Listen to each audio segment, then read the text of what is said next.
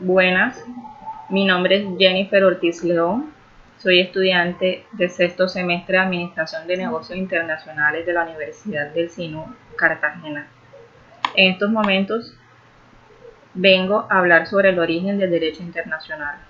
Como primera medida, me gustaría dar un concepto básico sobre el derecho internacional.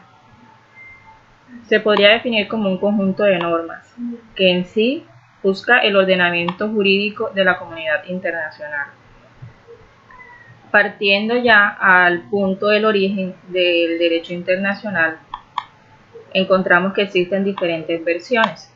Entre esas está de que muchos historiadores expresan que existían reglas de juego preestablecidas o pactadas de alguna manera por los pueblos y no eran de carácter jurídico, pero se fundamentaban en conceptos religiosos, morales o filosóficos, y cuando no se lograba llegar a un acuerdo recurrían a la violencia. De ahí surgieron muchas de las guerras que hoy en día conocemos en la historia.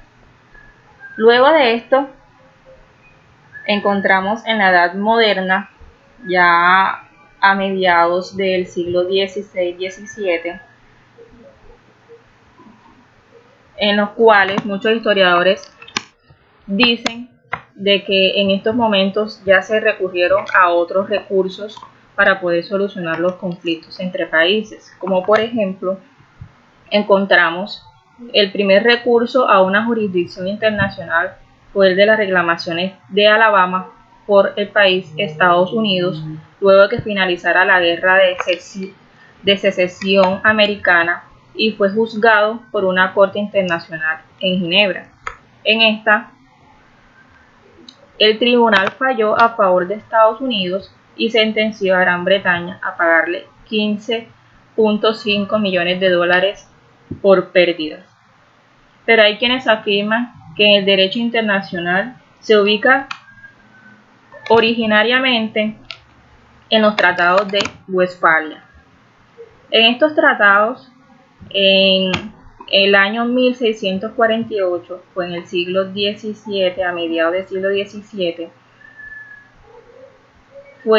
el cual fue firmado por diferentes países, principalmente europeos, donde establecieron, entre muchos puntos, la disposición que tenían a regular sus relaciones por normas jurídicas, sin menoscabar la soberanía de cada estado. O sea, miramos que en este tratado de Westfalia se inició ese proceso de el derecho internacional, donde se establecían diferentes parámetros, pero en sí con la búsqueda de resolver sus diferencias, sus inconvenientes, tras 30 años de guerra en ese momento.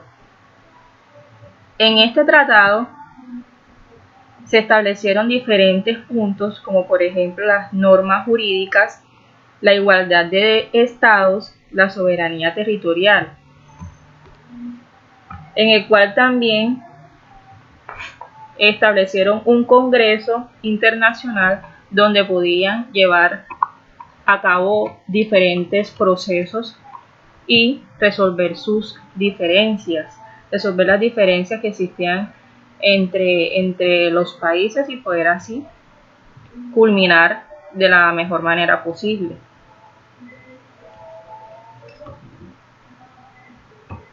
Como anteriormente mencioné, en Westfalia se dio lugar al primer Congreso Diplomático moderno, o inició un nuevo orden en Europa Central basado en el concepto de soberanía nacional, que más adelante definiremos.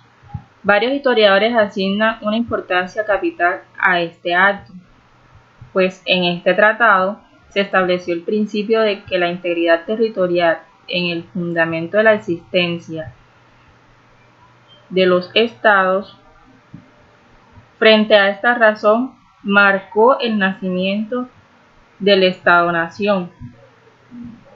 A consecuencia de esta paz, fueron aceptados diferentes principios, como por ejemplo conceptos de soberanía, de Estado, concepto de nación y pueblo. Bueno, ahora continuaremos definiendo los conceptos. Empezaremos por Estado. Iniciaré dando una breve reseña. La palabra Estado fue utilizada formalmente por primera vez en 1515 en El Príncipe, obra de teoría política escrita por Nicolás Maquiavelo, en la que determina que todos los estados, todas las dominaciones que han ejercido y ejercen soberanía sobre los hombres han sido o son repúblicas o principados. Así como también encontramos a George Jelinek en Teoría General del Estado. Conceptualiza el Estado como una corporación formada por un pueblo, dotada de un poder de mando originario y acentuada en un determinado territorio. También tenemos a André Jaureau en Derecho Constitucional e Instituciones Políticas. En 1971 lo define como una agrupación humana fijada en un territorio determinado en que existe un orden social, político y jurídico orientado al bien común, establecido y mantenido por una autoridad dotada de poderes de coerción. En las anteriores definiciones hay tres elementos comunes en la idea del Estado, los cuales son el elemento humano, el elemento territorial y el elemento poder. Ahora definiremos pueblo. Esta palabra se usa en derecho constitucional y en ciencias políticas para poder designar aquella parte de la población que tiene derechos políticos y que puede participar en la elección de los gobernantes. Esto parte del concepto población, explicado por Vladimiro Naranjo Mesa en Teoría Constitucional e Instituciones Políticas. Así como también explica el concepto nación como una especie de sociedad humana caracterizada por un alto grado de evolución psicológica e histórica y por tener en común diversos elementos que con el transcurso del tiempo llegan a generar un sentimiento común de solidaridad y sentido. Ahora explicaremos el concepto de soberanía. En esta encontramos que se subdivide en soberanía nacional y soberanía popular.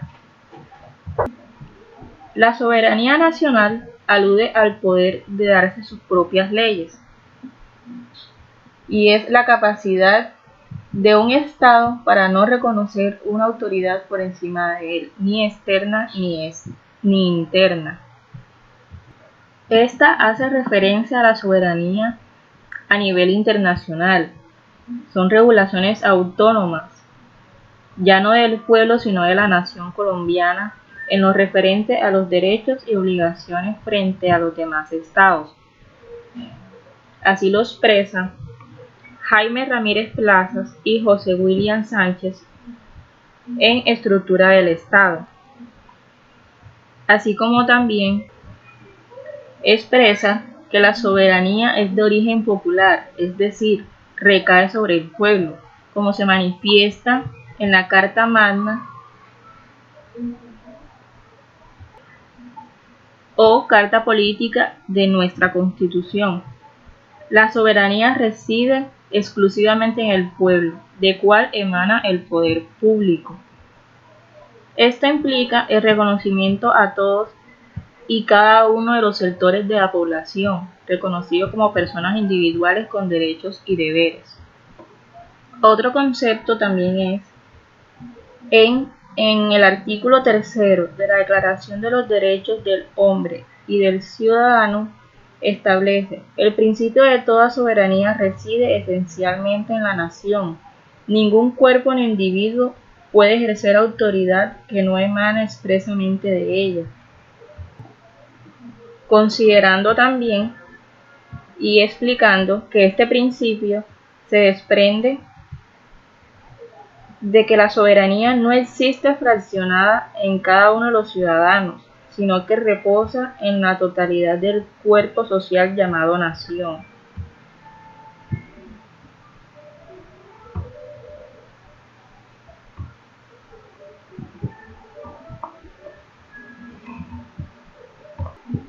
O sea, explica de que el ciudadano no es poseedor de una porción de soberanía, sino que participa en su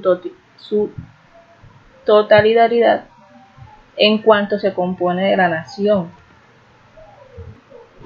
Bueno, espero que les haya gustado el video y a continuación podrán mirar las referencias bibliográficas.